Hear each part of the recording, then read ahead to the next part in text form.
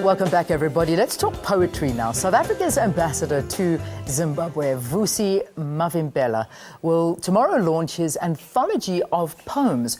The book, titled No Lullaby for My Country and Other Poems, is a modern-day odyssey that spans 4 decades of his probe into the meaning of life.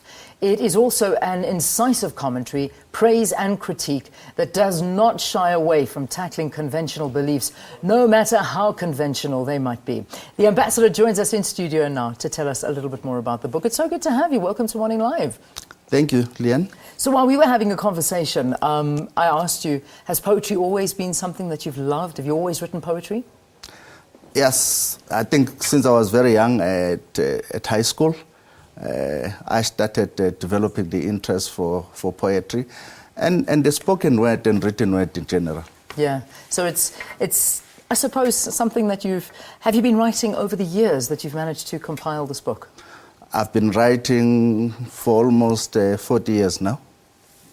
40 years? Yes. And this book could have been triple the size, I imagine. Yes, absolutely. How did you narrow down into which poems you actually wanted to publish? I've got a lot of poetry lying around somewhere in my drawers and so on and so forth. But I just took a sample that covers really the whole period of the time I left the country in 1976 to the current period. So I had to sample a number of poems that cover that whole period. The amazing thing is that some of your positions in government include the Director General for the National Intelligence, the DG in the Presidency. Currently you are the ambassador, the South African ambassador to Zimbabwe. Where do you find the time in and amongst all of this? Or is this your way of relaxing, writing poetry? Well, I've got a passion for writing in general. I think I've written a number of articles for a number of newspapers here in South Africa and abroad. Of course, in the nature of being in government, there's a lot of writing also of documents and so on and so forth.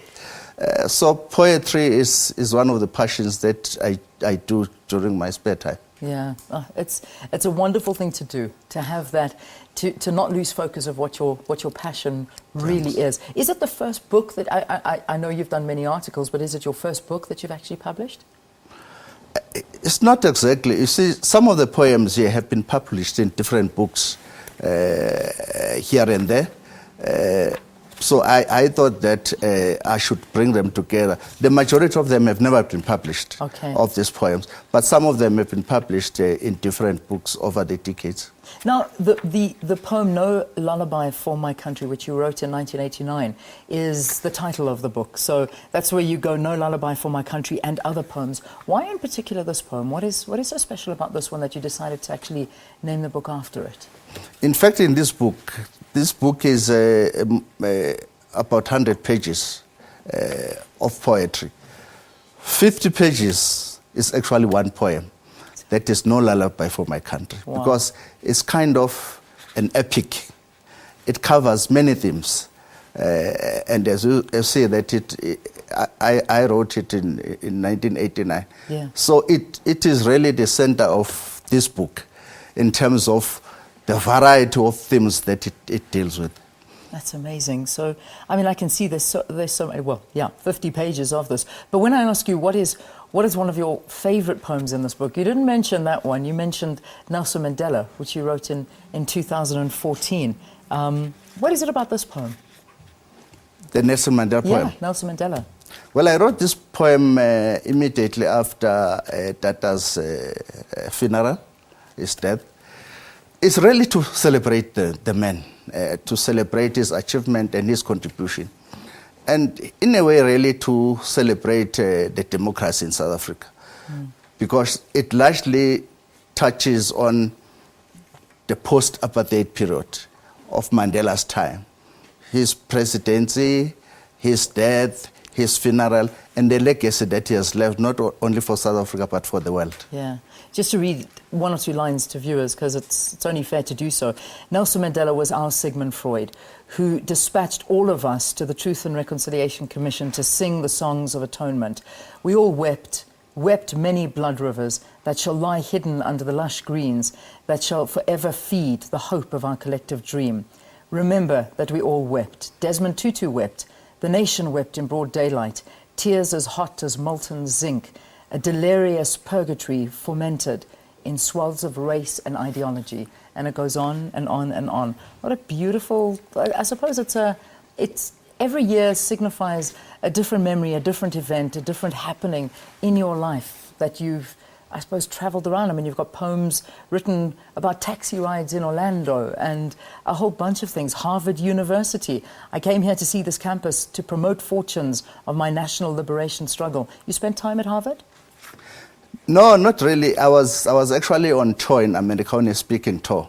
I spoke in many universities and tertiary institutions in America, promoting the cause of the liberation struggle in South Africa.